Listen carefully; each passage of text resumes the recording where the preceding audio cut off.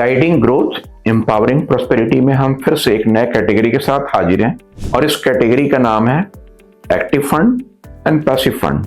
अब active fund का मतलब कि इन फंड मैनेजर का बहुत ही एक्टिव पार्टिसिपेशन है। फंड मैनेजर एक पोर्टफोलियो को डिजाइन करते हैं, अपने ऑब्जेक्टिव्स ऑफ द फंड के हिसाब से पोर्टफोलियो की अलाइनमेंट करते हैं और उस अलाइंड पोर्टफोलियो को मार्केट में ट्रेड करते हैं और ट्रेड करके उससे अपने यूनिट होल्डर के लिए रिटर्न बनाते हैं। क्योंकि इस अलाइनमेंट एंड ट्रेडिंग में स्टॉक्स का चर्निंग थोड़ा हाई होता है, इसलिए एक एक्टिव फंड में नेचुरली कॉस्ट ज़्यादा होती है।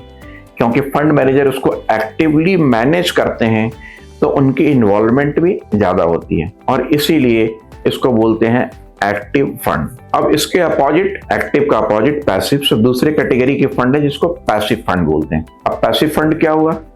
पैसिव फंड वो फंड है जो मार्केट के किसी इंडेक्स को मिरर करती है।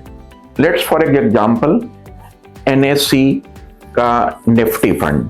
निफ्टी इंडेक्स है जिसमें कि टॉप 50 कंपनियां शामिल होती हैं अपने मार्केट कैपिटलाइजेशन के हिसाब से। अब इस पैसिव फंड में एक फंड मैनेजर की प्रयास होती है कि जैसे इंडेक्स में 50 कंपनी का वेटेज है, उसी वेटेज के हिसाब से उन्हीं स्टॉक्स में, उन्हीं प्रोपोर्शंस में फंड का एलोकेशन किया जाए। क्योंकि इसमें फंड और फंड मैनेजर के द्वारा लगाए हुए पैसे एक इंडेक्स के अनुरूप होती हैं, इसलिए इस पोर्टफोलियो में फंड मैनेजर की इन्वॉल्वमेंट बहुत ज़्यादा नहीं होती और इसी कारण से इसको मिरर ऑफ द इंडेक्स बोलते हैं and that is why a fund passive fund बोला जाता है। तो आपको कैटेगराइजेशन में हमने दूसरे कैटेगरी की बात की, number 1 active fund and number 2 passive fund.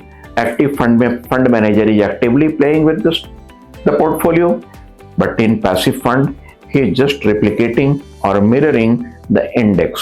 So this makes our decision very clear कि हमें इंडेक्स के हिसाब से फंड इन्वेस्ट करना है या फंड मैनेजर के एक्टिव अप्रोच के हिसाब से।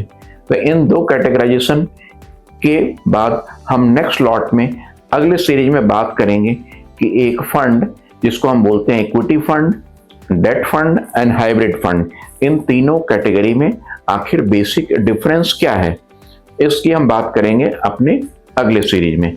इस सीरीज के लिए इतना ही। Thank you.